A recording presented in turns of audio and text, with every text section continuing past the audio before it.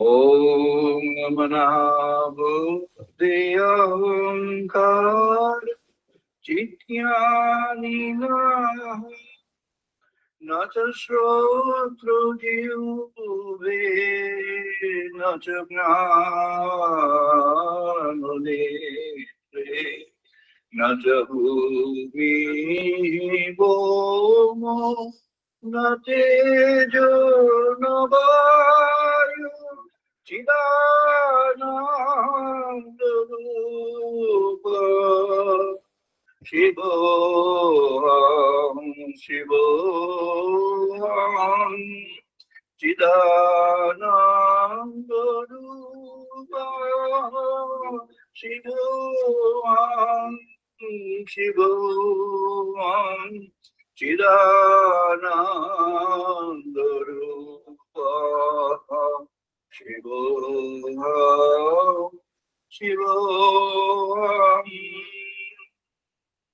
Nacha prana santo navui panchavayu navasapto dhatu navapancho kosha navapanipada nacha pasto payu Chidananda Rupa Shivoham Shivoham Chidananda Rupa Shivoham Shivoham Chidananda Rupa Shivoham Shivoham Name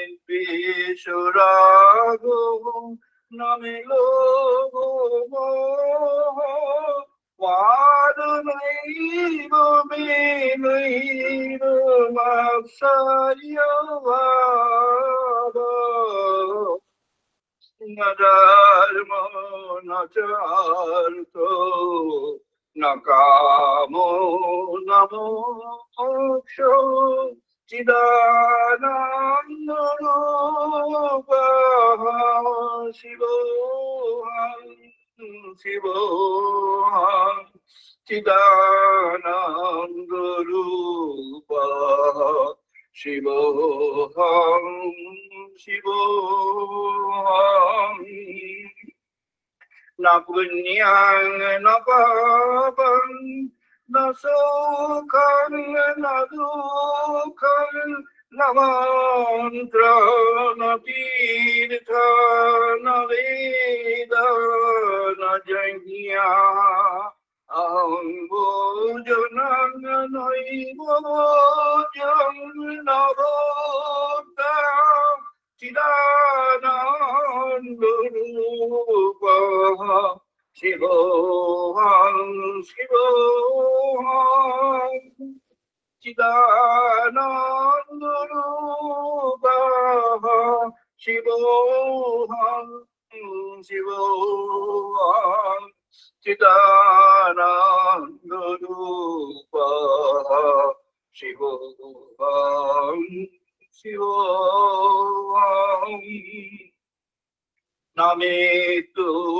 nasanka Name jati veda Pita noiva me noiva mata Najanta Nabandhu Namitran Guru Naiva Shishwa Chidananda Rupa Shivoham Shivoham Chidananda Rupa Shivoham Shivoham Chidananda Rupa Shivoham Shivoham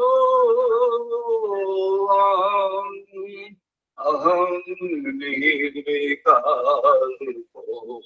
নিরাকার রূপং বিভূত্যা চ সর্বত্র সর্বৈন্দ্রিয়াণানাম ন চ সংকটং নৈব মুক্তিনামেয়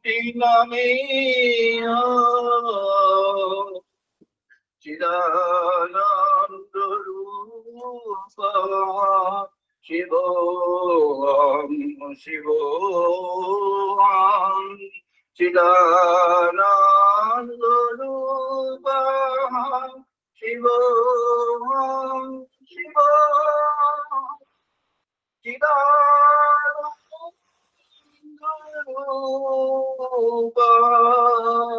শিবোহং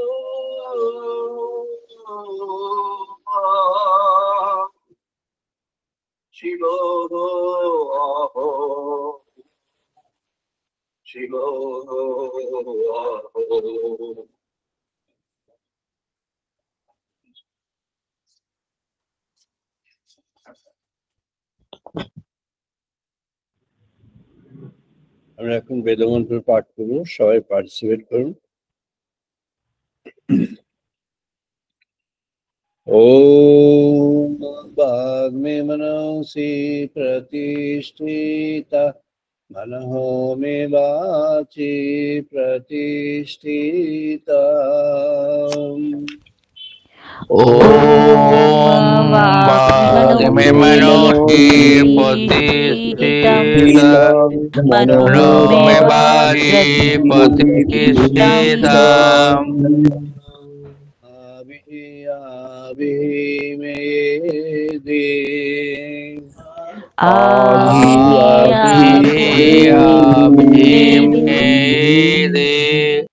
वेदस्य मानिष्ठः श्रुतं मा प्रहसिः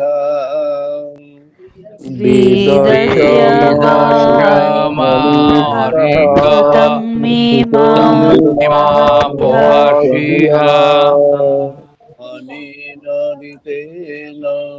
होरात्रां संददामि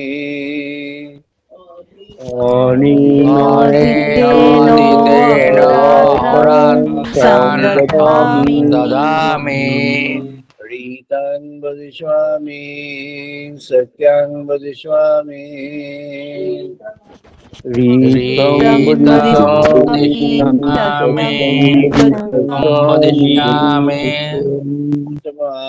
तमामवतु तद्वक्तारमवतु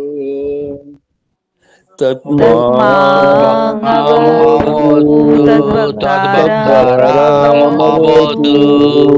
अवतु माम् अवतु वक्तारम् अवतु वक्तारम्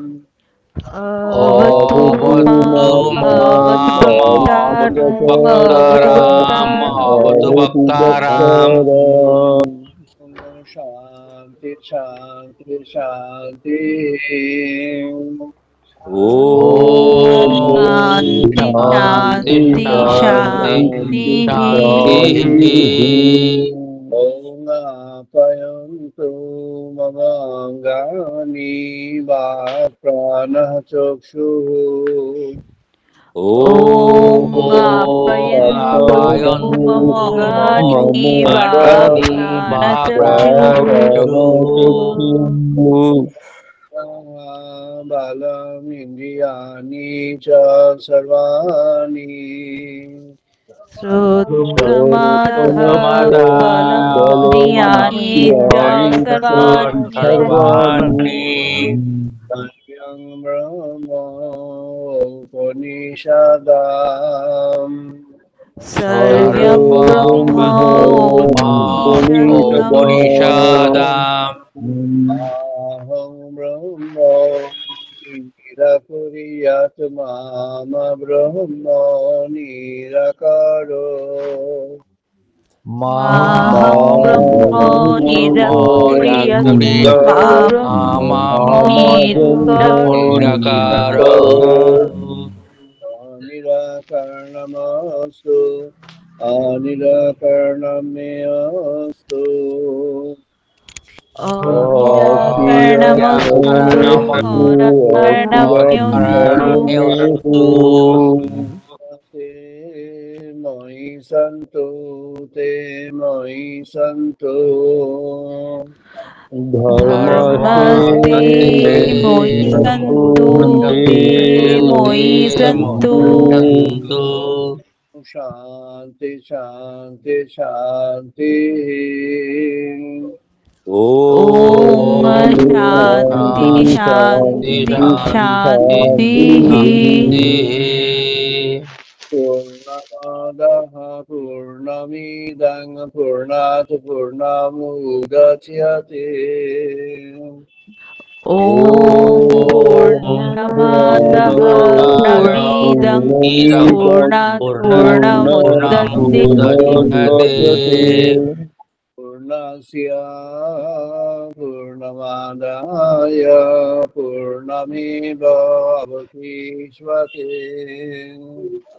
पूर्णस्य पूर्णमादाय पूर्णमेवावशिष्यते ॐ शान्ति शान्ति शान्तिः ॐ शान्ति शान्ति शान्तिः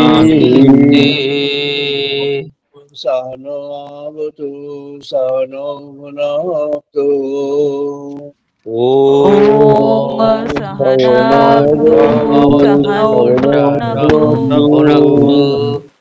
सह वीर्यं करवावहै सह वीर्यं करवावहै तेजस्विनो अधीतमस्तु मा विद्विषावहै तेजस्विनो अधीतमस्तु मा विद्विषावहै शान्ति शान्ति शान्तिः ॐ शान्ति शान्ति शान्तिः शं नो मित्रः शं वरुणः शं नो भवति अर्यमः ॐ शं नो मित्रः शं वरुणः शं नो भवति अर्यमः शं नो इन्द्रः बृहस्पतिः शं नो विष्णु गुरुक्रमः शं नो इन्द्रः बृहस्पतिः शं नो गुरुक्रमः ब्रह्मणे नमः देवायु नमो ब्रह्मणे महादेवाय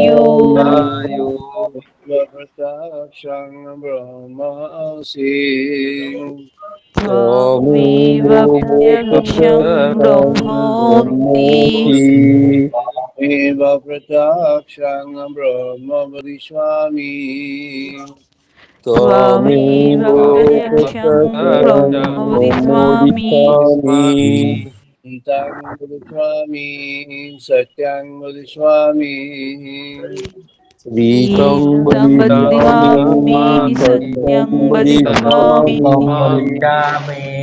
उत्तममवतु तद्वक्तारमवतु तस्मावतु वक्तारमवतु मामवतु वक्तारम्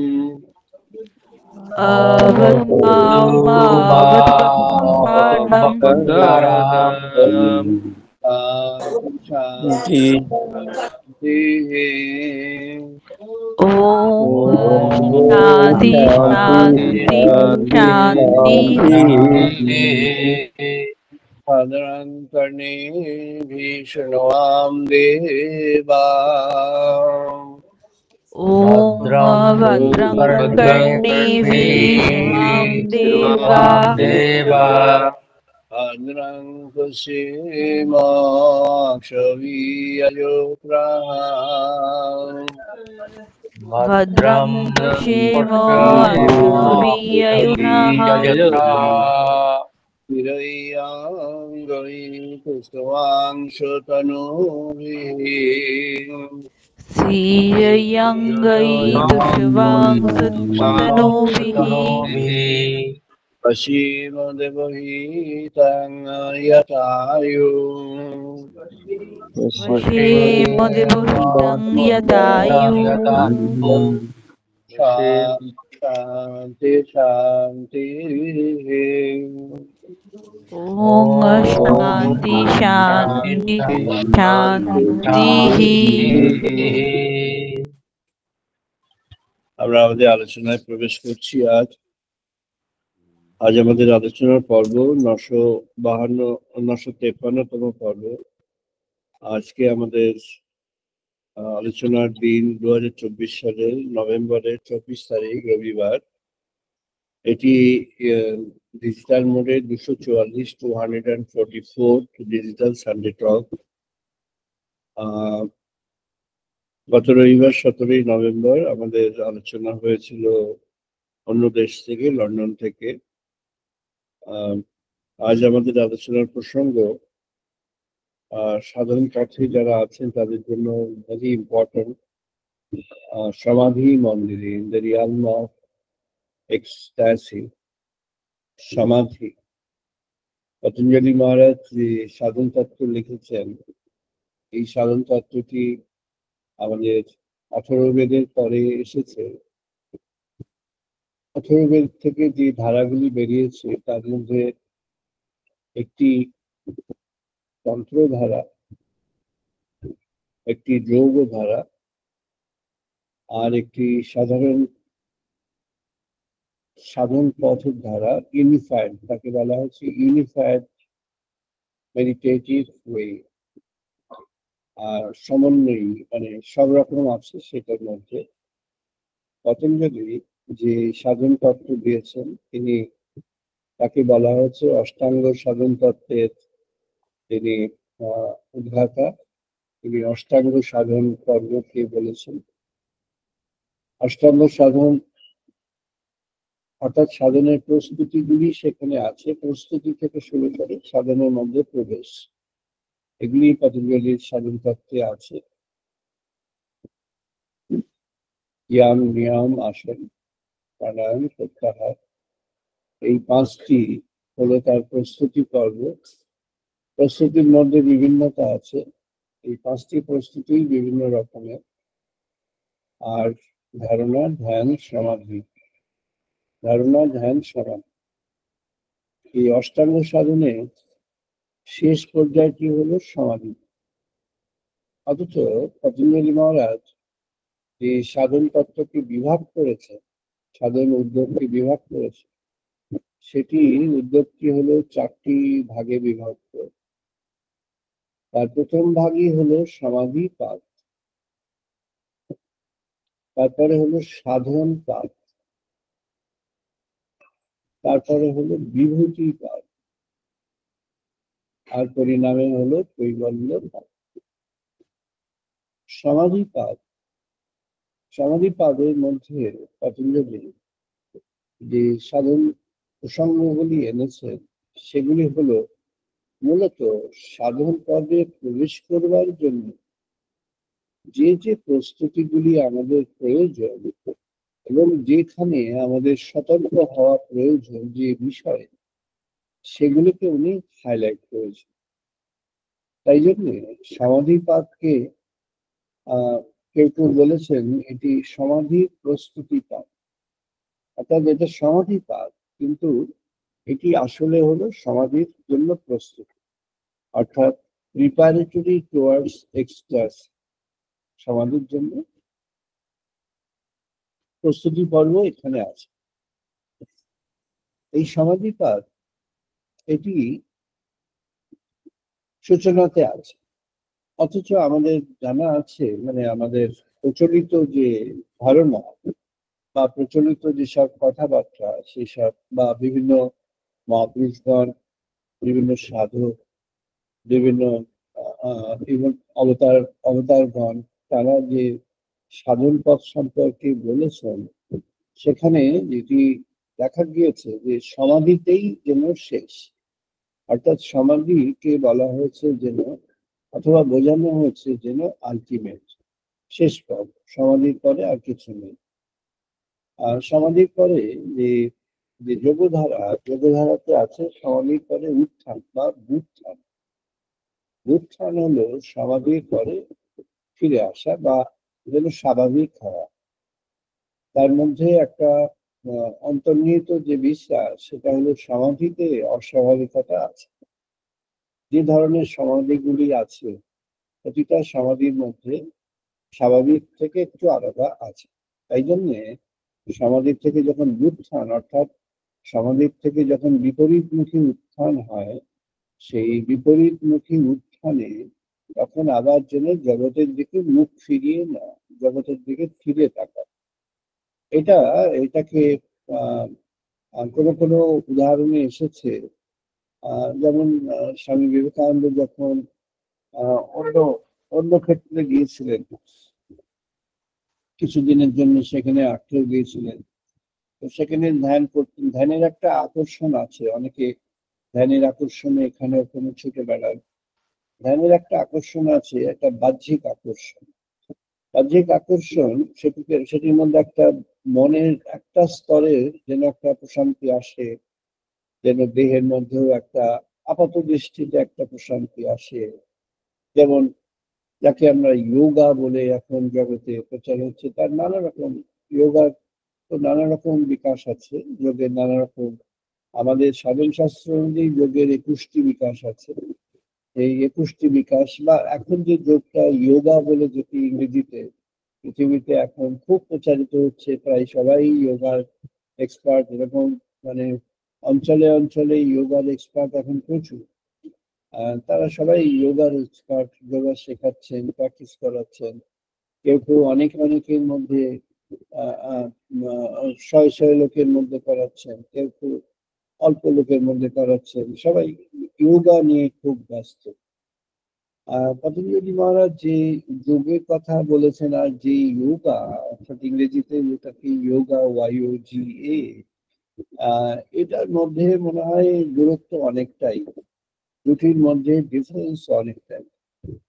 পতঞ্জলি মহারাজের যে সাধন তত্ত্ব, সেটি সবটাই হলো ব্রহ্ম উপলব্ধির জন্য। এখানে অন্য কোনো বিষয়ের জন্য কিছু আকর্ষণমূলক কোনো কথা নেই। অন্য বিষয়ের জন্য আকর্ষণমূলক অর্থাৎ আমাদের শরীরের নানা ধরনের অঙ্গের উপকার। কেউ আবার যোগা প্র্যাকটিস করেছেন যোগা ফর লিভার রেমিডিস, কেউ করেছেন যোগা ফর কার্ডিওথোরাসিক রেমিডিস, কেউ করেছেন যোগা ফর নার্ভাস রেমিডিস, কেউ করেছেন যোগা ফর উইমেন, কেউ করেছেন যোগা ফর ইয়াং পিপল, কেউ করেছেন ফর চিলড্রেন, কেউ করেছেন ফর জুভেনাইল অ্যাডোলেসেন্ট পিপল, কেউ করেছেন এরকম। সাধারণভাবে প্রচুর নানা ভ্যারাইটিস আছে। এখন যদি যোগার উপরে পাবলিকেশন দেখতে যান, দেখতে পাবেন several thousand publications। আমি বলছি না কোনোটাই ঠিক নয়, আমি বলে ধরে নিচ্ছি সবগুলোই ঠিক, সবগুলো ঠিক ধরে নিচ্ছি, কিন্তু যে প্রসঙ্গের মধ্যে আমরা প্রবেশ করতে চাইছি সেই প্রসঙ্গটি আলাদা। এই প্রসঙ্গটি হলো সমাধির উদ্দেশ্য হলো ভগবানের সঙ্গে মিলন। এটির অন্য কোনো উদ্দেশ্য এর মধ্যে নেই, এর মধ্যে অন্য কোনো বিক্ষিপ্ত উদ্দেশ্য নেই। এই উদ্দেশ্যের মধ্যে প্রবেশ করতে হলে আমাদের কিছু প্রস্তুতির প্রয়োজন আছে। পতঞ্জলি মহারাজ যে সমাধিপাত করলেন, সমাধিপাতের মধ্যে প্রথমেই মনের ব্যাখ্যা দিলেন, মনের পরিচয় দিলেন, মনকে কিরকম এবং মনকে কিরকম হতে হবে তার পরিচয় দিলেন। মনকে তিনি প্রথমে 4টি, তারপরে ফাইনালি উনি 5টি। ফাইনালি যেটি করলেন সেটি আমরা বলি। ফাইনালি 5টি ভাগে, 5টি ক্যাটাগরিতে, ভাগ নয়, 5টি বিভিন্ন প্রকরণে ক্যাটাগরিতে উনি ভাগ করলেন। এটা আমরা যেমন এখনকার যে গবেষণা রীতি আছে, যে এক্সিস্টিং যে প্যাটার্নস গুলি আছে তাকে বুঝে নেওয়া একটা প্রথম জরুরি। এটা তেমনি একটা এক্সিস্টিং যে হিউম্যান সোসাইটিতে যে মাইন্ড আছে, কালেকটিভ মাইন্ড, মানে অনেকের মনকে অ্যানালিসিস করে যে ধরনের মনের প্রকরণ পাওয়া যায়, সেই মনের প্রকরণগুলিকে এখানে বলেছেন।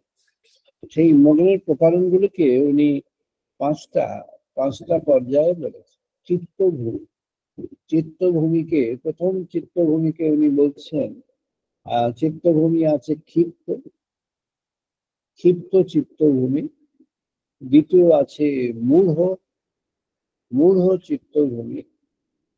তৃতীয় আছে বিক্ষিপ্ত চিত্তভূমি। চতুর্থ আছে একাগ্র চিত্তভূমি। আর ফাইনালি পঞ্চমে গিয়ে হচ্ছে নিরুদ্ধ চিত্তভূমি। এগুলি সব পতঞ্জলি মহারাজের টার্মস। উনি এই টার্মস গুলোই ব্যবহার করেছেন। ক্ষিপ্ত প্রসঙ্গে যদি যা ব্যাখ্যা পতঞ্জলি দিয়েছেন, সেই ব্যাখ্যার সঙ্গে যদি আমরা ভগবদ গীতায় ভগবান শ্রীকৃষ্ণ যে একটি মনের পর্যালোচনা করেছে, মনগুলি কেমন এবং তার মধ্যে যে বিবেক বা তার মধ্যে যে চেতনা, সেই চেতনাগুলি কেমন, তিনি গুণত্রয় বিভাগ যোগে ভগবান শ্রীকৃষ্ণ অর্জুনকে, না এই যে বিশ্বরূপ দর্শন হয়ে গেল, তারপরে তিনি ভক্তি যোগের কথা বললেন, এরপর থেকে তিনি সবটাই প্র্যাকটিক্যাল কেমন ভাবে সেটাকে জীবনের মধ্যে আনতে হবে সেই প্রসঙ্গের মধ্যেই প্রবেশ করে গেলেন। এই প্রসঙ্গের মধ্যে প্রবেশ করতে গিয়ে তিনি প্রথমে ক্ষেত্র এবং ক্ষেত্রজ্ঞ, এই যে সম্পর্ক, এই সম্পর্কে যে জ্ঞান, এই জ্ঞানটির কথা প্রথমেই উচ্চারণ করেন। সেখানে বলছেন এই যে ক্ষেত্রজ্ঞ, এই যে যত ক্ষেত্র আছে, জীবন ক্ষেত্র, সমাজ ক্ষেত্র, যেটি জাতি বা দেশ ক্ষেত্র, বা পৃথিবী ক্ষেত্র, এই যে ক্ষেত্র, এই ক্ষেত্রগুলি সম্পর্কে প্রকৃত পরিচয়, এটিকে বলা হয় ক্ষেত্রজ্ঞ। যিনি জানেন তাকে তিনি ক্ষেত্রজ্ঞ, তিনি উপাধি পেলেন ক্ষেত্রজ্ঞ হলেন তিনি যার ক্ষেত্র সম্পর্কে প্রকৃত পরিচয় আছে। ক্ষেত্র সম্পর্কে প্রকৃত পরিচয় কি না, তিনি বললেন যে যখন তোমার মধ্যে অনুভূতি জেগে উঠবে, যখন রিয়ালাইজেশন অর্থাৎ আমাদের যে উপলব্ধি জেগে উঠবে, সেই উপলব্ধি জেগে উঠলে তখন জানতে পারবে যে এই সমস্ত ক্ষেত্র, সেই ক্ষেত্রের একজন অধিপতি আছে। এই ক্ষেত্রের অধিপতি একজন আছে, একজন ক্ষেত্রের রাজা একজন আছে, ক্ষেত্রের একজন পরিচালক আছে। তা ক্ষেত্র কি না, ক্ষেত্র আমাদের মানুষের মধ্যে অভ্যন্তরে একটি ক্ষেত্র আছে। এটি মানুষের একজনের জীবনের মধ্যে একজন অধিপতি আছে। আবার যখন বাইরের দিকে তাকানো হবে তো সবটাই ক্ষেত্র অধিপতি আছে, তার সেই সম্পর্কে জ্ঞান হলো ক্ষেত্র। বলেন এই যে চারদিকে আমরা প্রকৃতি, এক ধরনের মানুষ আছেন, ফিলোসফিতে যে ক্লাসিফিকেশন আছে তার মধ্যে একটা class of people, they are known as naturalist. তারা নেচারটাকে, তারা এক ধরনের সায়েন্টিস্ট, তারা জিওস্পেশিয়াল সায়েন্টিস্ট হচ্ছে যারা এই ভূমি, আকাশ, মহাকাশ, এই সব মিলে যারা একসঙ্গে গবেষণা করেন, তারা হল এই জিওস্পেশিয়াল সায়েন্টিস্ট। তারা হলেন ন্যাচারালিস্ট অর্থাৎ তারা মনে করেন এই প্রকৃতি হচ্ছে ultimate. If there is any god, then প্রকৃতি ইজ দ্য গড। তাদের ধারণা প্রকৃতি হচ্ছে সবকিছুর জন্য দায়ী, বা সবকিছুর পেছনে প্রকৃতি আছে। এই বিশ্ব প্রকৃতি, এই মহাবিশ্বের প্রকৃতি, এই কসমিক এই যে কসমোলজিক্যাল নেচার, অথবা এই কসমিক নেচার, অথবা এই গ্লোবাল নেচার, এই নেচারটি হলো সব। নেচারটির মধ্যে যা কিছু হচ্ছে হচ্ছে না, সবই নেচারের দান। ফুল ফল হচ্ছে নেচারের দান, শস্য ইত্যাদি হচ্ছে নেচারের দান, গাছপালা হচ্ছে নেচারের দান, ফল প্রস্তুত হচ্ছে নেচারের দান, আমাদের খাদ্য ইত্যাদি মাটি থেকে তৈরি হচ্ছে, জল থেকে আসছে, নানা উপাদান থেকে আসছে, এগুলো সব প্রকৃতির দান। আর প্রকৃতির মধ্যেই আলো, জল, বায়ু সব রয়েছে, তাই সবই প্রকৃতির দান।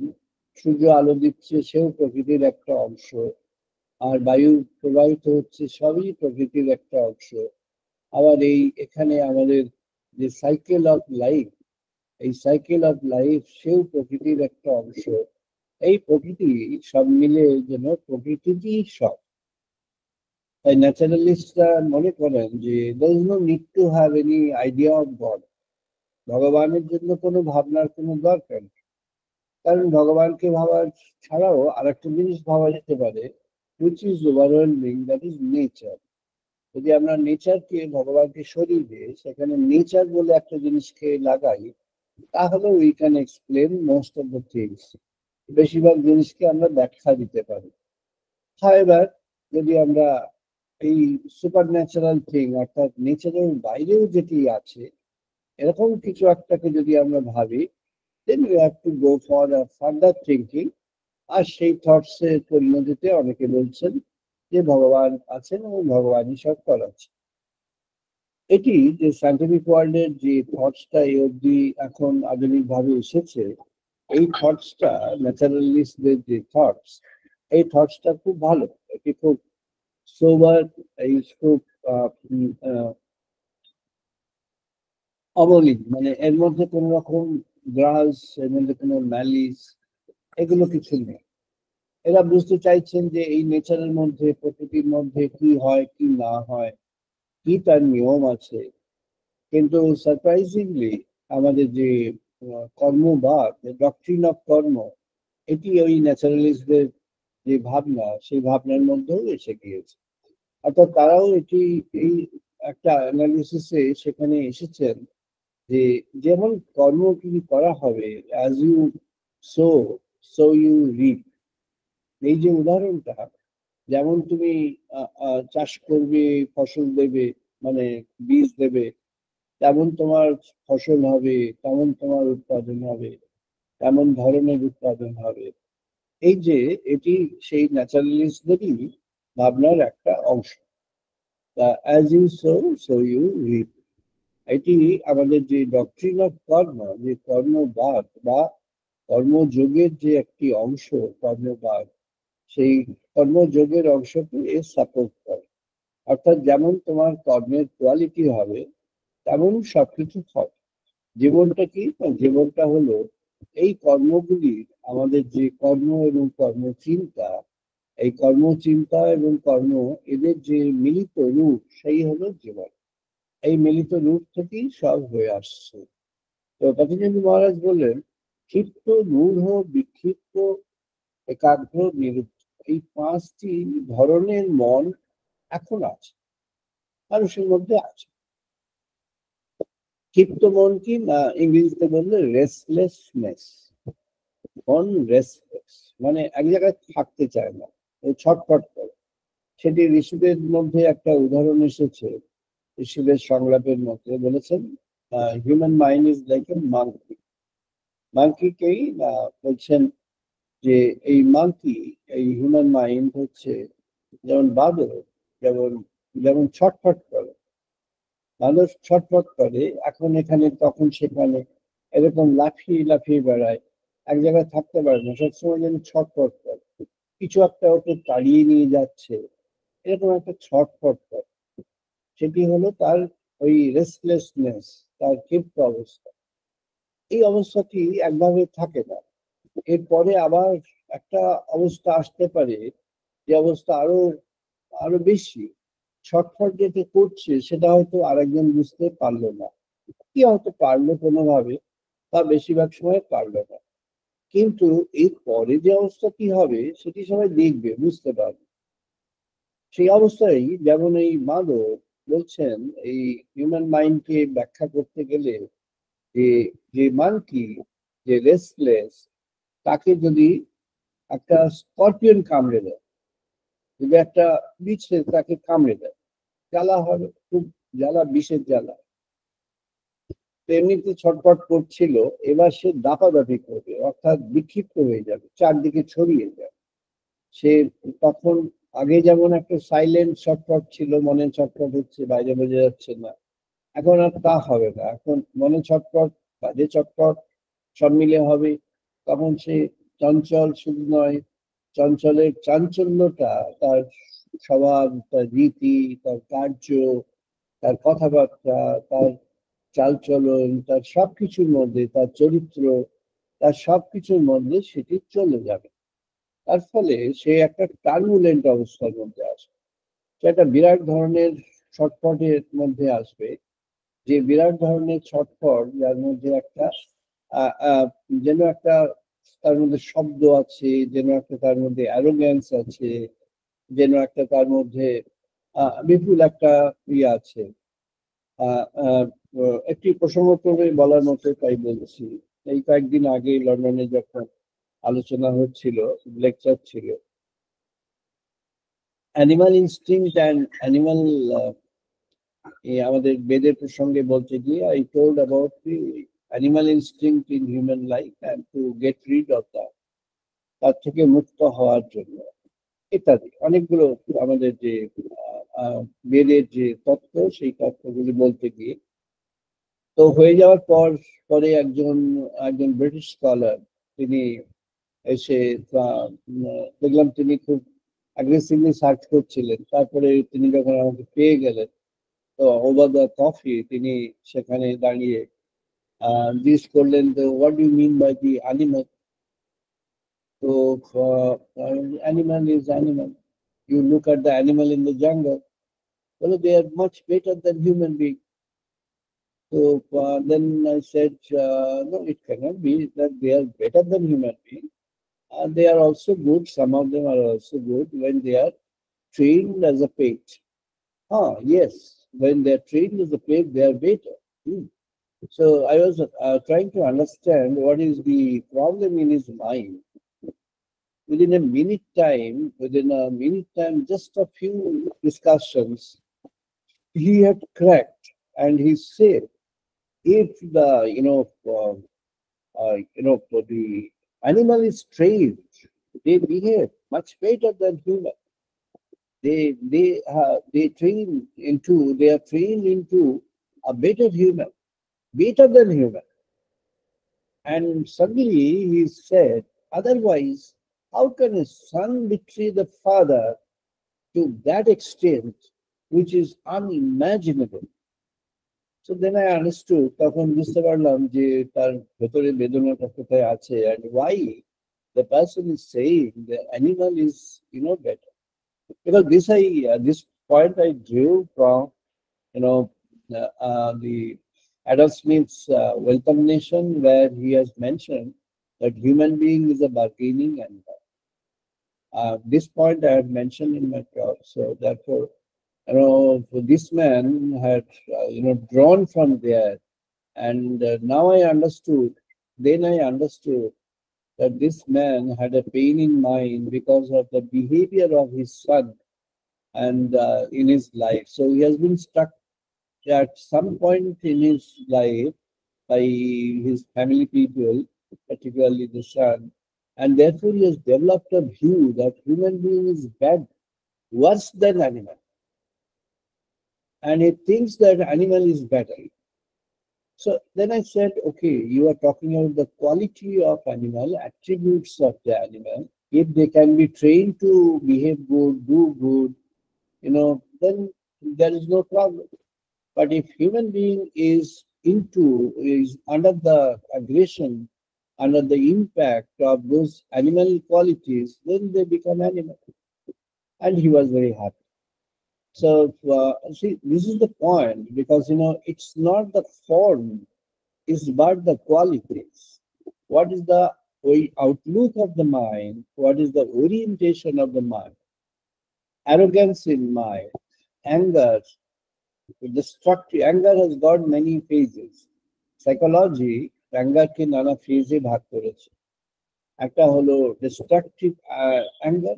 Destructive anger, the anger that leads to the destruction. In fact, all angers are destructive, Bhagavad Gita বলেছে।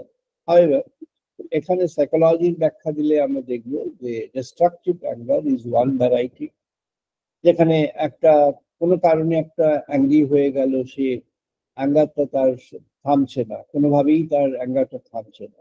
ইসরায়েল আক্রমণ করছে, তার অ্যাঙ্গারটা থামছে না, বা পুতিন সে আক্রমণ করছে, তার অ্যাঙ্গার থামছে না। এটা একটা ডিস্ট্রাকটিভ অ্যাঙ্গার। এছাড়াও অ্যাঙ্গারের অন্য ভ্যারাইটি আছে, যেমন adaptive anger. Adaptive anger is anger which you have adapted from the scenario. অর্থাৎ চারপাশের পরিবেশ এমন হয়েছে যে you need to be angry, though you may or may not express, you should be angry. অর্থাৎ একটা পরিবেশ হয়েছে যেটা অ্যাঙ্গারকে তৈরি করে, অ্যাঙ্গারের জন্য পজিটিভ ফ্যাক্টর রয়েছে, so you get into anger. আর একটা থার্ড ভ্যারাইটি অফ অ্যাঙ্গার আছে, যাকে বলা হয় incipient anger or the show of anger. আমাদের কর্পোরেট কনটেক্সটে যে ম্যানপাওয়ার ম্যানেজমেন্টে incipient anger or the show of anger, এটাকে ভীষণ গুরুত্ব দেওয়া হয়েছে। স্টিভেন কোভে বলে একজন খুব বিখ্যাত অথর, ম্যানেজমেন্টের অথর, তিনি 7 habits of a highly successful person এটা এটা লিখে তার ব্যাখ্যাতে গিয়ে বলছেন যে সামটাইমস উনি বলছেন যে you should be friendly to everybody, সবার সঙ্গে তোমাকে ফ্রেন্ডলি হতে হবে, make your organisation like a family, সেসব বললেন। এবার বলছেন but sometimes you have to have the authority in your hand and show of the anger. কখনো কখনো আপনার হাতে লাঠিটা রাখতে হবে এবং লাঠি দিয়ে মারবার দরকার নেই, কিন্তু মারতে যেতে হবে। অর্থাৎ অ্যাঙ্গারকে এক্সপ্রেস করতে হবে বাট নট টু অ্যাপ্লাই। এটি বলছেন this is for the corporate management. Corporate management, manpower ম্যানেজমেন্টের জন্য বাই অ্যান্ড লার্জ এটা acceptable, the incipient anger. Adaptive anger, এটিকে এর রেমেডি হচ্ছে the impact on the situation has to be reverse, so you create a reverse impact on the situation. আর destructive anger যেটা, সেটা unless there is a change in the outlook and character, it is very difficult for a destructive anger or else it will lead to destruction. ভগবান শ্রীকৃষ্ণ এই জন্য অর্জুনকে বললেন, অর্জুন তুমি রেগে গিয়ে যুদ্ধ করো না, তুমি যুদ্ধ করো, যুদ্ধ করাটা তোমার কর্তব্য, তাই যুদ্ধ করো। রেগে গিয়ে যুদ্ধ করলে তুমি প্রকৃতভাবে করতে পারবে না। তোমার যুদ্ধের কাজ যেটা, অর্থাৎ তুমি অ্যাজ এ ওয়ারিয়ার, তোমার যে যুদ্ধ, সেই যুদ্ধের যে কোয়ালিটি, সেই কোয়ালিটি ফল করে যাবে। কেন না, তিনি বললেন ক্রোধাৎ ভবতি সম্মোহ। ক্রোধ থেকে, অ্যাঙ্গার থেকে একটা ডেলিউশন তৈরি হয়, একটা সম্মোহিত অবস্থা তৈরি হয়। সম্মোহাৎ স্মৃতি বিভ্রমাহা। আর সেই সম্মোহ অবস্থা যখন হয়, তখন তার থেকে তার মেমোরিটা যেমন ব্লক হয়ে যায়, পুরো মেমোরি তখন ফ্লো করে না, তখন মেমোরির কিছু ফ্লো করে, কিছু করে না, যখন সম্মোহিত অবস্থা হয়। আর যখন এই স্মৃতি বিভ্রম হলো, তখন কি হবে, স্মৃতি ভ্রংসাৎ, যখন স্মৃতি ভ্রম হয়ে গেল, সেই স্মৃতি ভ্রংসাৎ, সেখান থেকে তোমার বুদ্ধি নাশ হবে। স্মৃতি ভ্রংসাৎ বুদ্ধি নাশাৎ, স্মৃতি ধ্বংস হলে বুদ্ধি নাশ হয়ে যাবে। অর্থাৎ স্মৃতি যখন চলে যাবে, তখন বুদ্ধি চলে যাবে। তার মধ্যে যে ইন্টেলেক্ট আছে, ইন্টেলেক্টটা ক্ষয়প্রাপ্ত হবে, একপেশে হয়ে যাবে, চলে যাবে, বুদ্ধি চলে গেল। বুদ্ধি যদি চলে যায় তাহলে কি আর, উনি বললেন বুদ্ধি নাশাৎ প্রণশ্যতি, অর্থাৎ বুদ্ধি নাশ যদি হয়ে যায় তাহলে মৃত্যু এসে যায়, অর্থাৎ ডিস্ট্রাকশন এসে যায়। অর্থাৎ এই যে destructive anger leads to distraction. এটা ভাগবত গীতায় পরিষ্কার ভাবে ভগবান শ্রীকৃষ্ণ অর্জুনকে বলেছে।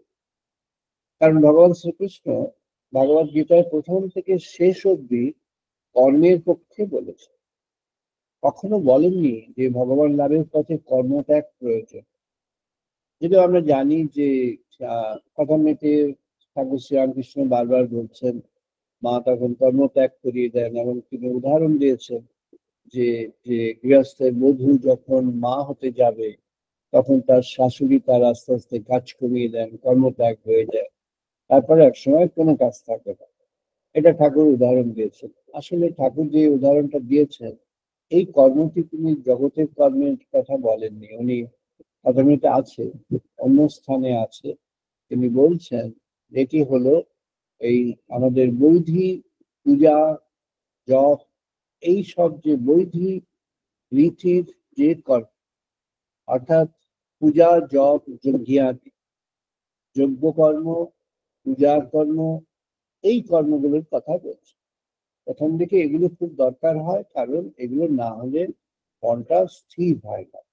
তারপরে যখন একটা সময় আসে মনটা স্থির হয়ে যায়। তো ঋষিরা বললেন যে বিক্ষিপ্ত হয়ে গেল মনটা, অর্থাৎ ওই বানরকে স্করপিয়ন কামড়ে দিল। এবার বলছেন স্করপিয়ন কামড়ে দিলেও হবে না, ওকে যদি একটা বিষাক্ত একটা মাদক জাতীয় কিছু খাইয়ে দেওয়া হয় সে কেমন হবে? তো বিষাক্ত মাদক জাতীয় জিনিস খাইয়ে দেওয়া হবে, এটা ষড়ঋতুকে ব্যাখ্যা করতে গিয়ে বলেছে। বিষাক্ত মাদক জাতীয় জিনিস খাইয়ে দিলে ও তখন, if the scorpion beaten monkey is made to drink intoxicating liquor. Now the monkey is scorpion beaten, and that monkey you have made it intoxicating liquor drunk. তাকে ওই একটা বিষাক্ত মাদক যেটি আরো বেশি মাতাল করে দেবে সেরকম একটা খাইয়ে দেওয়া হলো, তখন সে কি হয়ে যাবে না, ওইটার জন্য এমন হয়ে যাবে, সে যখন ওরকম বিষাক্ত মাদক খেলো তখন সে সিঙ্গেল পয়েন্টেড হয়ে যাবে, and will stick to the externals of the entity. সে তখন নিজের অহংয়ের জন্য ঘাট পেটাতে শুরু করবে, অ্যান্ড নাথিং এলস, নিজের অহংয়ের বাইরে, নিজস্ব স্বার্থের বাইরে সে তখন আর কিছু দেখবে না।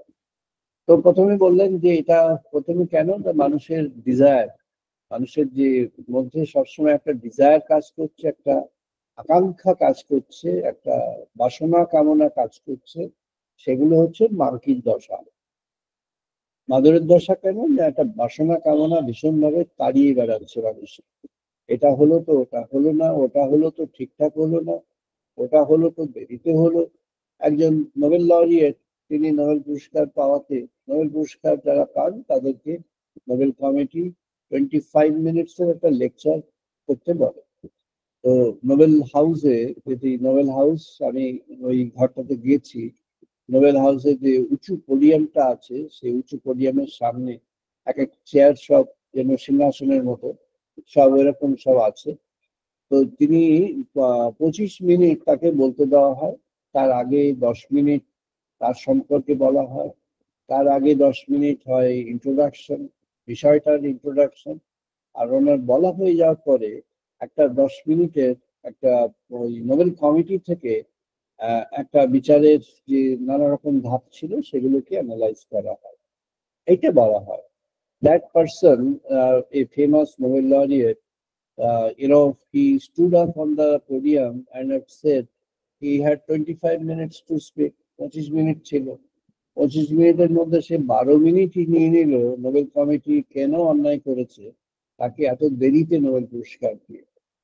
তো সেই নোবেল পুরস্কারটা পেলো কিন্তু সন্তুষ্ট হলো না, সে অসন্তুষ্টিটাই প্রকাশ করলো। নোবেল পুরস্কারের পটভূমিতে সবাই তার সাবজেক্ট নিয়ে কথা বলে, তার পরবর্তী রিসার্চ কি হবে সেটা নিয়ে কথা বলে। আর এই একটি এক্সাম্পল, এরকম আরো একাধিক এক্সাম্পল আছে, but this is a very important example because important example, আর বেশি কিছু বলা হচ্ছে না। তো সেই এক্সাম্পলে, and that person had dwelt on the criticism of Nobel Committee for having delayed the award of Nobel Prize to him. অর্থাৎ পাওয়া গেল জগতের শ্রেষ্ঠ সম্মান কিন্তু অখুশি। সবেতেই আমাদের হয় প্রকৃতি দায়ী নাহলে ভগবান দায়ী, সবেতেই সেই একটা দায়ী আছে। দায়ী এই জন্য কারণ ডিসস্যাটিসফ্যাকশন, সবেতেই ডিসস্যাটিসফ্যাকশন। পতঞ্জলি মহারাজ কেন মাইন্ডের উপর অ্যানালিসিস করলেন? কারণ তিনি প্রথম চ্যাপ্টারে প্রথমে সমাধিপাদের কনক্লুশনে আনছেন কি হলে সমাধির দিকে সে যেতে পারবে না, তাকে হতে হবে প্রশান্ত মনের অধিকারী, আনন্দের অধিকারী। সে মনের মধ্যে আনন্দ সঞ্চার করবে। প্রশান্ত মনের অধিকারী, তার মধ্যে একটি প্রশান্তি বিরাজ করবে। পয়েজ, ইংরেজি থেকে বলা হচ্ছে পয়েজ, POISE, পয়েজ বলা হয়। এটা জাস্ট পিস অফ মাইন্ড নয়, এটা আরেকটু গভীর। পিস অফ মাইন্ড হচ্ছে একটা কোনো টার্বুলেন্স হয়েছিল, সেটা মিটে গেল, তার মনের মধ্যে শান্তি এসে গেল। একটা অশান্তির বিষয় এসেছিল, সেই অশান্তির বিষয়ের একটা কিছু সমাধান হয়েছে, সেই সমাধানের পরে এটা একটা শান্তি হয়ে গেছে। Poise is not that. Poise is the intrinsic quality of being calm within the mind. মনের মধ্যে একটা একটা একটা ভেতরের অবস্থা, সেই ভেতরের অবস্থা, সেই অবস্থাটি যেন প্রশান্ত হবে। এই আজ জাস্ট 3 ঘন্টা আগে সায়েন্স সিটিতে একটা লেকচার ছিল, that was on a different topic, that was on management and finance at a national conference. So সেখানে একটা প্রসঙ্গ I brought in of the concept of the Vedic way of living and the Vedic mind for living in a vibrant society. একটা vibrant society কিসে হয়? না, vibrant society একটা হয় সেখানে যে একটা প্রশান্তি বিরাজ করছে, সব মনে মনে একটা প্রশান্তি বিরাজ করছে।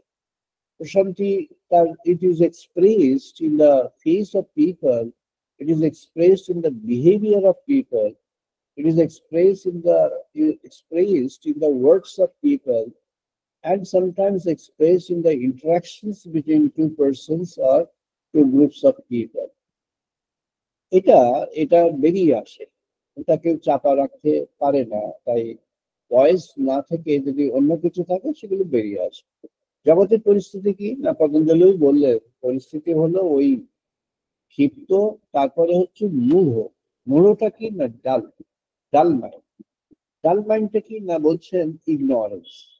ইগনোরেন্স আর নলেজেবল, এই দুটোর মধ্যে তফাৎ করেছেন পতঞ্জলি। জ্ঞান আর অজ্ঞান, অজ্ঞান আর জ্ঞান।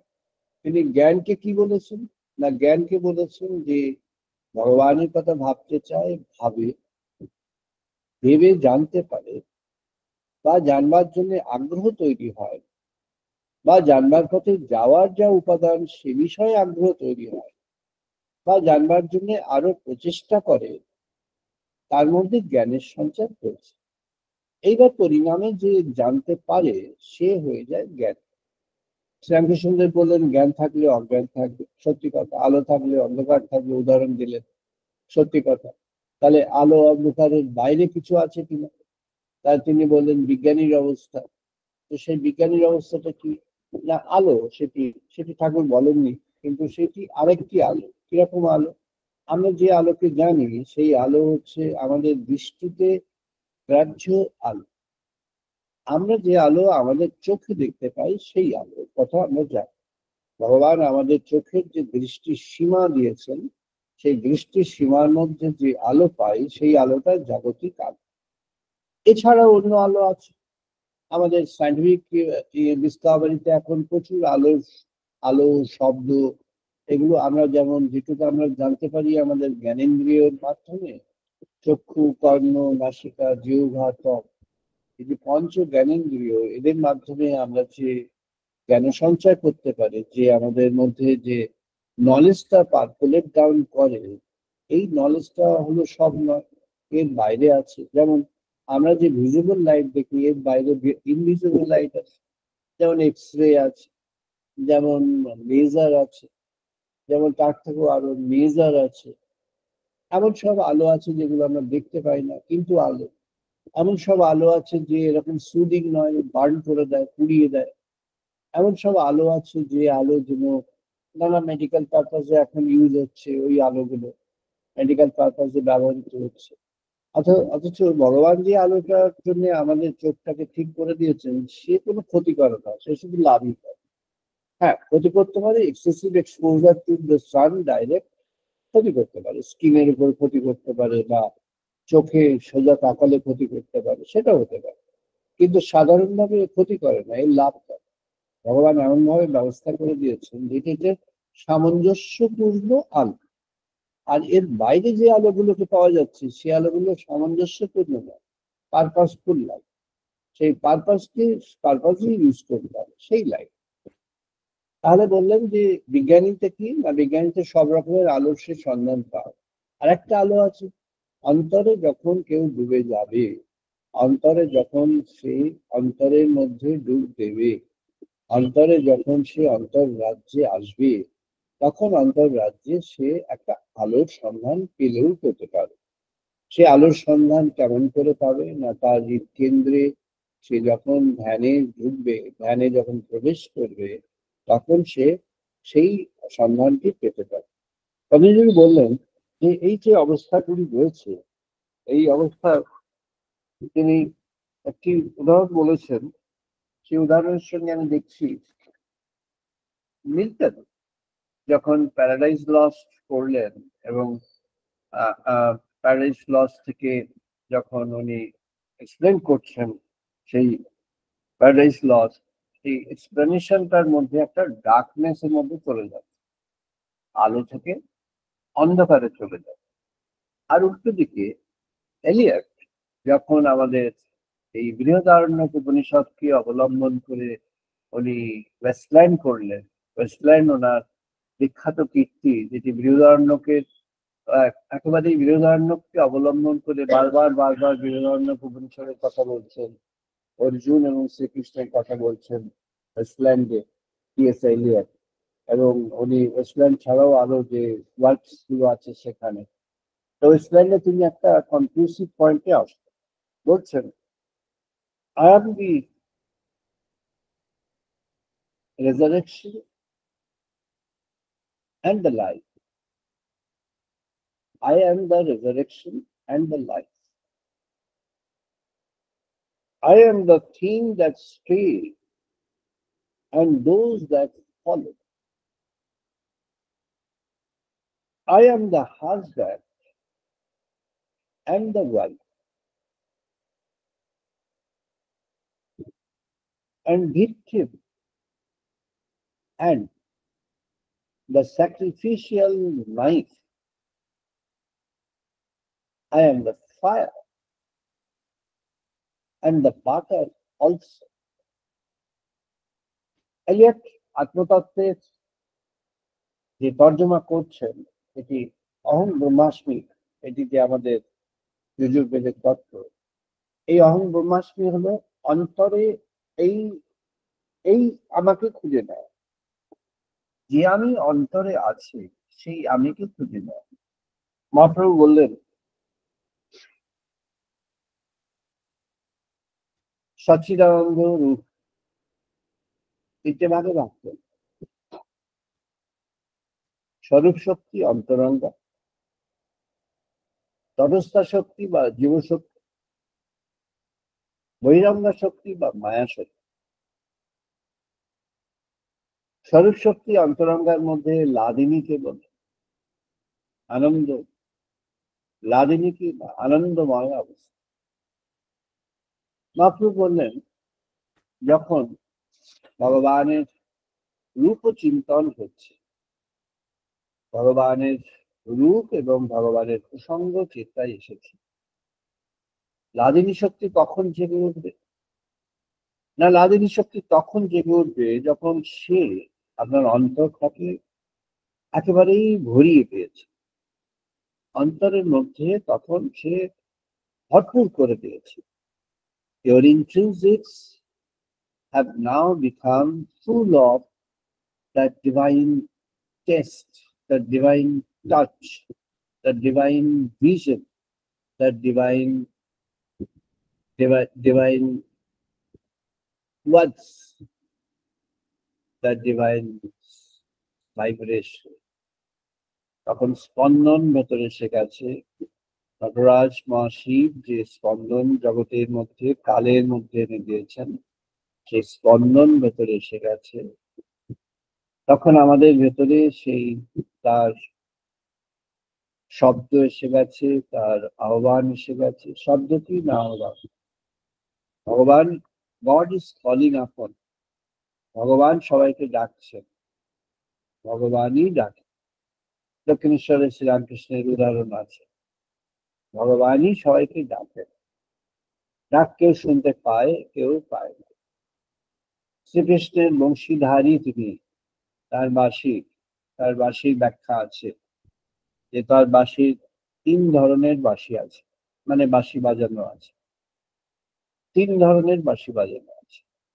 এটা ওই পাইপার অফ হ্যামিলিন তা নয়, কৃষ্ণের বাঁশির 3টি রূপ আছে। এই লাদিনী, সম্বিত, সন্ধিনী, 3 ধরনের বাঁশির ধ্বনি আছে, সিলেবল আছে।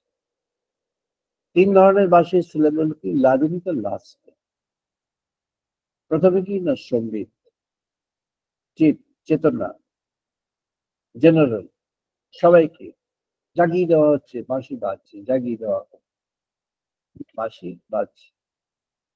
এক ধরনের বাঁশি বৃন্দাবনে সেই কমাল বৃক্ষের নিচে তিনি আছেন, তিনি সেখানে বাঁশি বাজছেন, বংশীর ধ্বনি হচ্ছে। মহাপ্রভু ব্যাখ্যা দিলেন সেটি হলো তার সম্বিত, অর্থাৎ প্রথম যে বাঁশির ধ্বনি সেটি সবার কানে পৌঁছাবে, সবাই শুনবে, সবাই শুনতে পাবে। এই বাঁশির ধ্বনি কি না কেউ ডাকছে, কে ডাকছে কেউ জানে না। কোথাও একটা হচ্ছে, কি হচ্ছে কেউ জানে না, কেন একটা হচ্ছে তাও কেউ জানে না, কিন্তু কিছু একটা অনির্বচনীয়, জানা যাচ্ছে না, বোঝা যাচ্ছে না, এমন একটা কিছু। এটা হলো তার স্বর। এটা তার সবার মধ্যে, এটা সঙ্গীত চিত,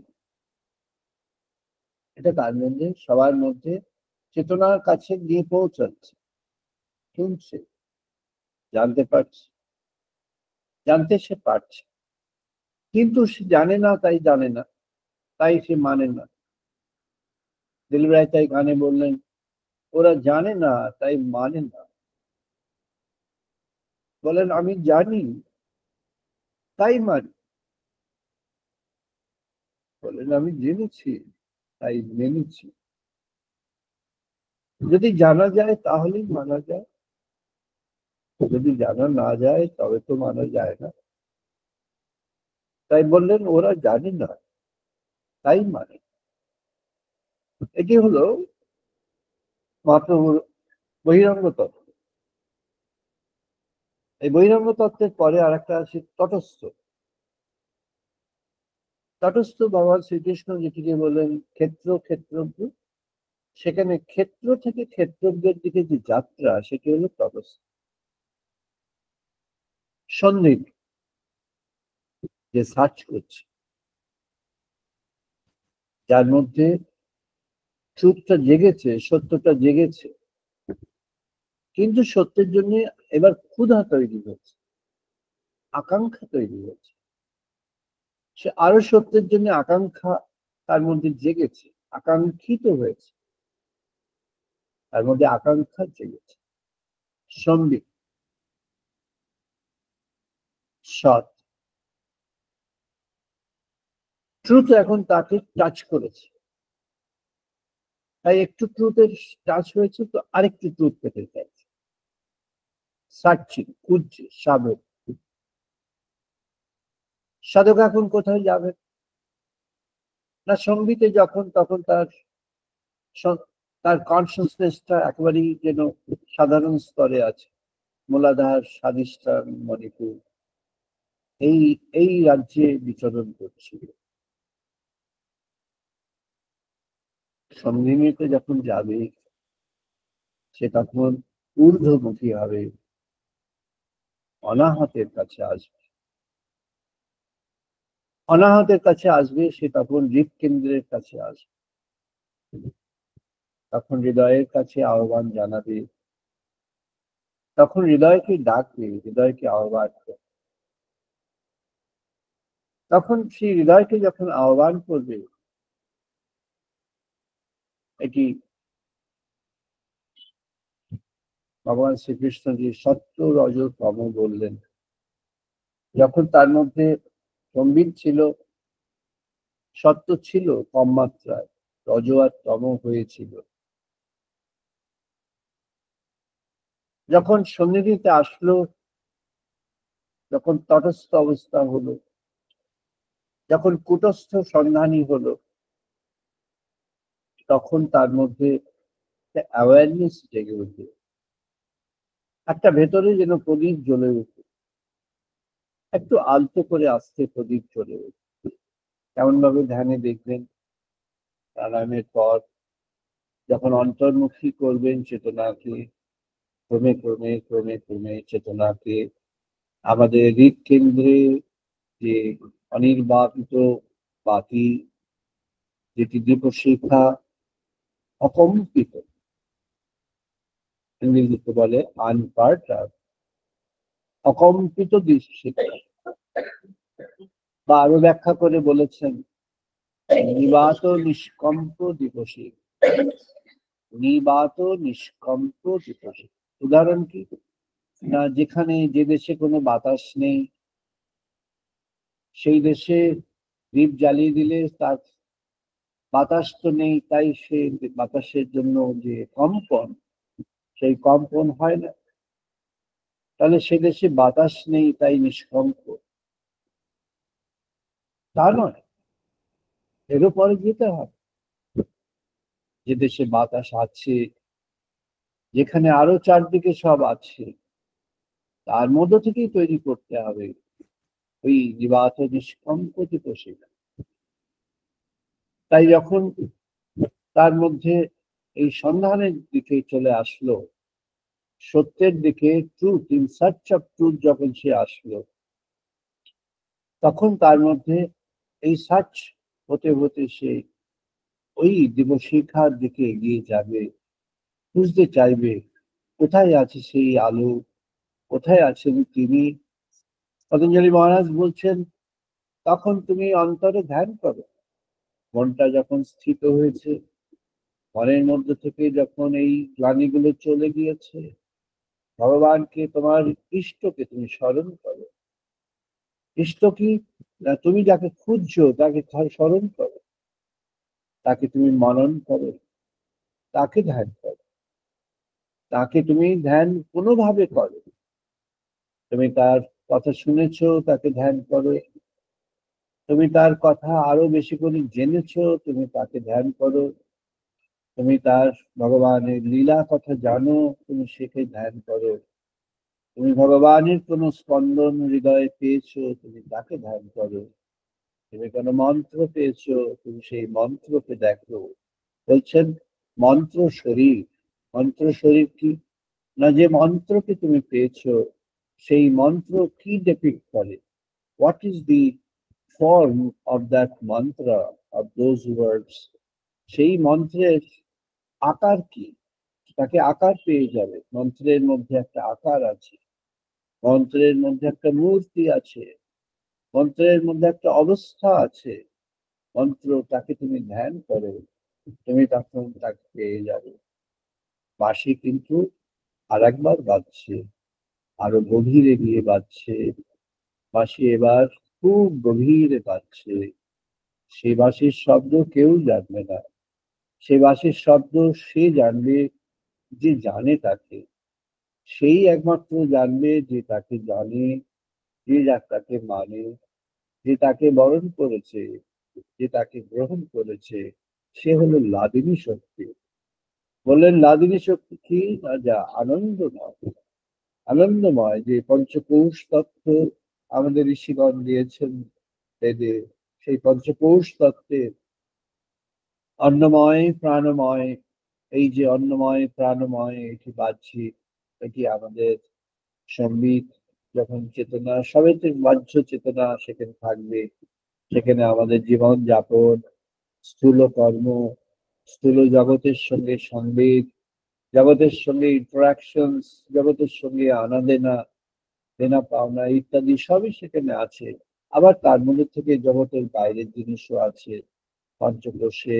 এবার যখন মনের দিকে যাওয়া হবে, মনোময় কোষ, মনোময় কোষে সে তখন এবার মনটি অন্তরে প্রবেশ করতে চাইবে, তাই সেই বিজ্ঞানময়ের দিকে আহ্বান করবে, এগিয়ে যেতে চাইবে। মনোময় আর বিজ্ঞানময় মিলে সে তখন সন্ধান করবে, সে আরো সন্ধান করবে আর কোথায় সেই আলো, যে আলো নেবে না, আর কোথায় আছে সেই আলো যে আলো কখনো চলে যায় না, আর কোথায় আছে সেই আলো যে আলোকে সবসময় অন্তর ধরে রাখতে পারে, আর কোথায় আছে সেই আলো যে আলো সেই পূর্ণ ব্রহ্ম সনাতন, তাকেই তোমার কাছে মেলে ধরবেন সেই আলো, সেই হলো আনন্দময়।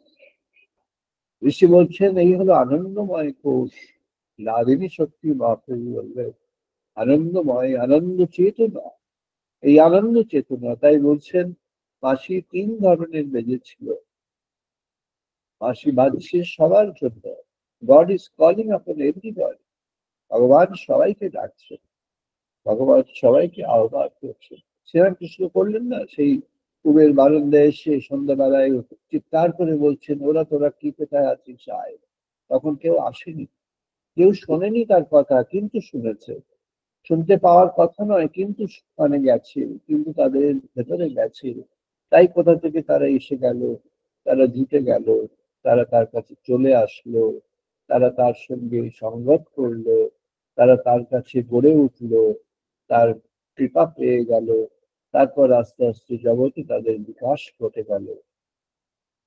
তাই গড ইজ কলিং আপন এভরিবডি। যখন সেই অন্তরে পতঞ্জলি মহারাজ বলছেন এই যে চেতনা, এই চেতনা ক্রমে ধাবিত হয়ে চলেছে অন্তর মাঝে। এই চেতনাকে আমরা যখন বরণ করব, অন্তর মাঝে চেতনাকে যখন আমরা ধারণ করব, সেই চেতনা আমাদেরকে বলে দেবে, সে বলে দেবে যে এখন কি করণীয়, এখন কি হবে তোমার জীবনের দিক, দিক জীবনের দিক, কোন দিক হবে, which direction ইংরেজিতে বললে বলা হয় তাকে what is the vector of your life, তোমার জীবনের ভেক্টর কি হবে, জীবনের কোন চয়েসটি চাই।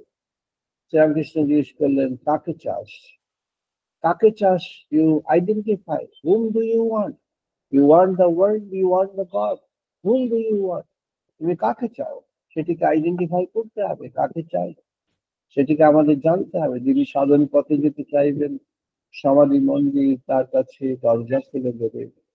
সমাধি মন্দির তখন দরজা খুলে দেবে যখন অন্তরে ভগবানের জন্য ভালোবাসা জাগবে। সমাধি মন্দিরে প্রবেশ হবে তখন যখন অন্তর সম্পূর্ণভাবে ভগবানের কাছে নিবেদিত হয়ে যাবে। সমাধি মন্দির তখন তার কাছে উন্মোচিত হবে যখন যিনি সেই আনন্দময়, সেই আনন্দ শক্তির কাছে, সেই লাদিনী শক্তির কাছে যিনি নিজেকে সমর্পণ করতে চাইবেন, তিনি নিজে স্বয়ং সেই আনন্দময়, আনন্দ শক্তির একটি কণা হয়ে উঠবেন। তাই ঋষি বলছেন তুমি তাকে, আমাদের পতঞ্জলি মহারাজ বললেন যে তুমি এবার এই যে অষ্টাঙ্গ সাধনের মধ্যে ধারণা, ধ্যান, সমাধি, ধারণা বলছেন তুমি ধারণা করেছো, সেই ধারণাতে তোমার চেতনা সম্বিত তোমার হয়েছে। তুমি ধ্যানে গেছো, ধ্যানে তুমি সন্ধান করছো, অন্তর মাঝে সন্ধান করছো। মহাপ্রভু শিখিয়ে দিলেন এই সন্ধান যখন অন্তরে আরো প্রবল হয়ে উঠবে, যখন এই সন্ধানটি জীবনের একটা অঙ্গ হয়ে উঠবে, জীবনের মধ্যে একটা inseparable part of your living হয়ে উঠবে, তখন তুমি এই সন্ধান থেকে তুমি চলে যাবে, তুমি সেই কৈবল্যে চলে যাবে। কৈবল্য কি না, অনলি গড, কেবলই ভগবান, শুধুমাত্রই ভগবান, no other thing than God, কৈবল ভগবান, সেই হলো কৈবল্য। তখন সেই কৈবল্য, সেই হলো সমাধি। সমাধি কি না, সমাধি হলো ভগবানের সঙ্গে সংযোগ, ভগবানের সঙ্গে যোগ। যারা ভগবানের কাছে এসেছেন নানা সময়ে, আমাদের যা আমাদের যা উদাহরণগুলি রয়েছে, ভগবান শ্রীকৃষ্ণের যে জগতে বিচরণ, সেখানে একজনই মাত্র ভগবানকে আঁকড়ে ধরেছিলেন বরাবর, একেবারে প্রথম থেকে শেষ পর্যন্ত। তিনি হলেন একান্ত কর্মী, প্রবল কর্মী, ভীষণভাবে কর্মী, এবং কর্মটাই তার সাধনের উপলক্ষ, কর্মই তার সাধনের প্রধান বাহন, এবং ভগবানই তাকে কর্মের মধ্যে, বিপুলভাবে কর্মের মধ্যে রাখলেন। তিনি হলেন অর্জুন। আর শ্রীরামচন্দ্র যখন আবির্ভূত হলেন, তখন তার যে সবচেয়ে ঘনিষ্ঠ হয়ে উঠলেন, সবচেয়ে কাছের হয়ে উঠলেন, তিনিও সেই প্রবল কর্মের মধ্যে প্রবেশ করলেন। তার তার গুরু, তার তার তার তার ভগবানকে তিনি সেবা করলেন, সমগ্র জীবন দান করে হনুমানজি সেই কর্ম করলেন। এই কর্মের মধ্যে ডুবে গেলেন অর্জুন, কর্মের মধ্যে ডুবে গেলেন হনুমান। কি কর্ম? না, the work as assigned by God, উভয়ই, the work assigned by God, যে কর্মে তিনি ভগবানের সেবা করবেন বলে জেনেছেন, ভেবেছেন, বুঝেছেন, সেই কর্মেই তার আনন্দ। তার লাদিনী শক্তি শুধু বসে বসে আনন্দ অনুভব করা তা নয়, বিপুল কর্মের মধ্যে দিয়ে ভগবানের কর্মকে লালন করে পালন করে তিনি সেই আনন্দ শক্তিকে প্রাপ্ত হয়েছেন।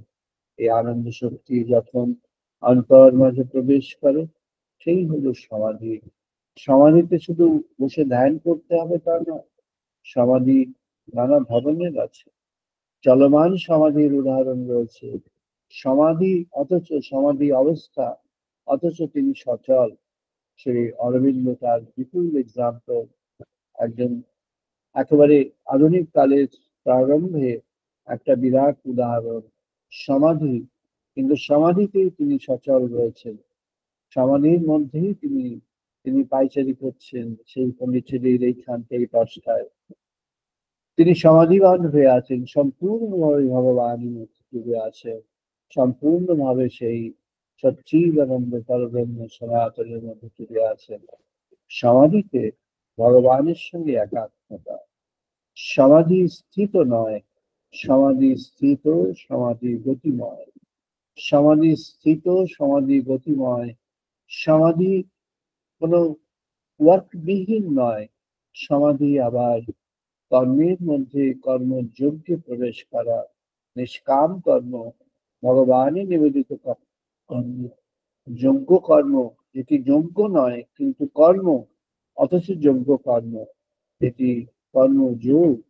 সেই কর্মযোগ ভগবানে নিবেদিত সমাধিতে, সেই কর্মযোগ, সেখানে সমাধি এবং উত্থান যেন একই সঙ্গে একই যুক্ত হয়ে আছে, স্বতঃস্ফূর্ত ভাবে যুক্ত হয়ে আছে।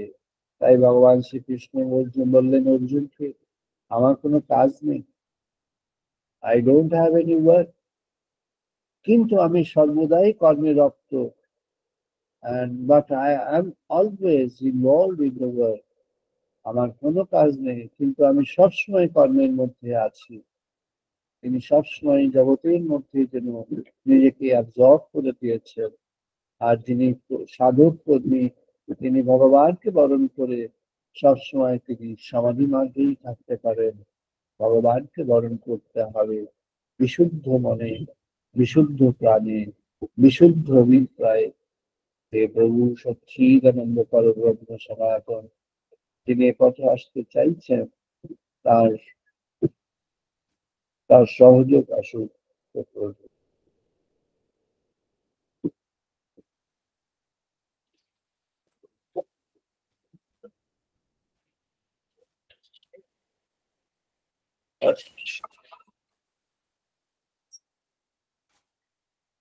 আমরা এখন বেদমন্ত্র পাঠ করবো, সবাই পার্টিসিপেট করুন।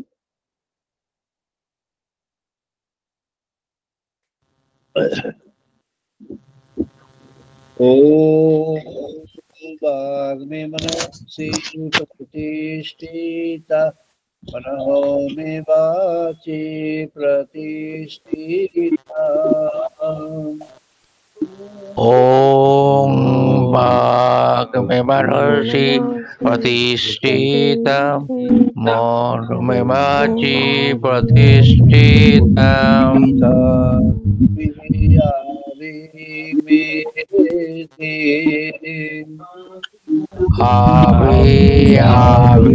आविर्वेदे वेदस्यामानि सह श्रुतं मे मा भासिहा वेदश्रमानिष्ठः श्रुतं मे मा पार्थिः नदितेन होरात्रां संददामि अनेनादितेन रात्रान् संददामि रीतं वदिष्यामि सत्यां वदिष्यामि रीतं वदिष्यामि सत्यं वदिष्यामि तत्मामवतु तद्वक्तारमवतु तत्मामवतु तद्भावमवतु अवतु मामवतु वक्तारमवतु वक्तारम् अवतु अवतु वक्तारम् ॐ शान्ति शान्ति शान्तिः ॐ शान्ति शान्ति शान्तिः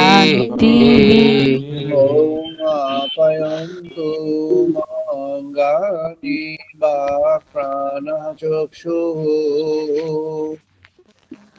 ॐ आपयन्तु मम अङ्गानि प्राणचक्षुः श्रोत्रमाथः बलमिन्द्रियाणि च सर्वाणि शस्त्रमताय बलानि सर्वाणि सर्वं ब्रह्म उपनिषदाम् सर्वं ब्रह्मोपनिषदम् माहं ब्रह्म निराकुर्यात् निराकरोत् माहं ब्रह्म निराकुर्यात्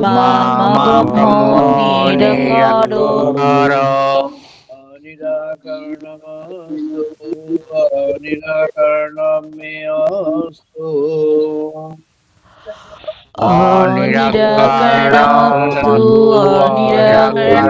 निराकरणमस्तु धर्मते मयि सन्तो ते मयि सन्तो धर्मते मयि सन्तु ते मयि सन्तु ॐ शान्ति शान्ति शान्तिः ॐ शान्ति शान्ति शान्तिः ॐ पूर्णमादाय पूर्णमिदं पूर्णात् पूर्णमुदच्यते ॐ पूर्णमादाय पूर्णमिदं पूर्णात् पूर्णमुदच्यते पूर्णस्य पूर्णमादाय पूर्णमेवावशिष्यते पूर्णस्य पूर्णमादाय पूर्णमेवावशिष्यते शान्ति शान्ति शान्तिः ॐ शान्ति शान्ति शान्तिः ॐ सवनो भवतु सवनो भुनक्तु ॐ सहनावतु सहनो भुनक्तु सह वीर्यं करवावहै Sahaviryam Yam Karavavai तेजस्वी नवनीतमस्तु मा विद्विषावहै Tejasviraditamatu Mavidvishavai Vidvishavahai. ॐ शान्ति शान्ति शान्तिः Om Om Shanti Shanti Shanti Shanti Shanti Shanti. ॐ शं मित्रः शं वरुणः शं भगवति हर्यो Om Shangnamitra Shangvaruna Shangbhavati Arjava नो इन्द्रः बृहस्पतिः शं Vishnu रुद्रमः Shangna Shangnamitra Indraha Mitra Brihaspati Dvyaspati Shangna Shangna Vishnu Vishnu Rudramaha Urukrama ब्रह्मणे नमः देवाय Nama Brahmane Brahmane Namaste Namadevayo Shiv प्रत्यक्षं ब्रह्मसि Tameva Tameva Pratyaksham Brahmoti Brahmosi स्वामिव प्रत्यक्षं ब्रह्म वदिष्यामि Tameva Tameva Pratyaksham Taksham Brahmo Brahma Vadishyami रीतं वदिष्यामि सत्यं वदिष्यामि Ritam Ritam Vadishyami Vadishyami Satyam Satyam Vadishyami Vadishyami तत्मामवतु तद्वक्तारमवतु Tatmama Avadu Tatmamavatu Tadbhaktaram Avadu Bhaktaramavatu भवतु मामवतु वक्तारम् Avadu Avatu Mavadu Bhaktaram Mavadvaktaram ॐ शान्ति शान्ति शान्तिः Om Om Shanti Shanti Shanti Shanti Shanti Shanti ॐ भद्रं कर्णे शृण्वां देवा Om Om Bhadram Brahmane Karne Vishram Vishvam Deva Deva भद्रं पश्येमां शवीययोत्रः Bhadram Bhadram Pashyama Pashyamakshaviyayutraha हृदयाङ्गै दुष्टमांसतनूभिः Stiroyangoitu Shubham Shatanobhi Siriyangaiturvamshatanovihi श्रीमद्वही तमयतायो Vashemadhyayatayu Vashemadhyayatayu शान्ति शान्ति शान्ति Om Shanti Shanti Shanti আমরা এখন 2 minute ধ্যান করবো সবাই মিলে নাও 2 minutes of meditation সবাই মিলে collectively 2 মিনিট ধ্যান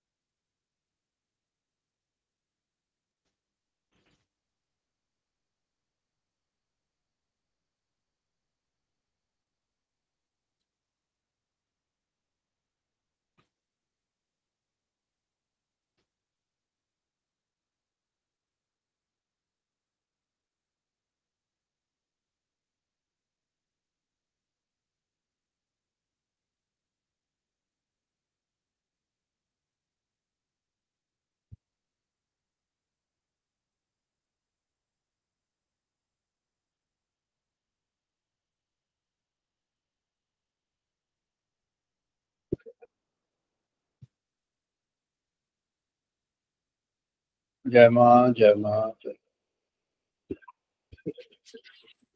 আমরা আজ এখানে শেষ করছি। আবার আমরা মিলিত হব ইন্ডিয়ান স্ট্যান্ডার্ড টাইম 5:30 আগামী রবিবার বিকেল 5:30। সবাই ভালো থাকবেন। Wish all the best. সবাই ভালো থাকবেন। All the best.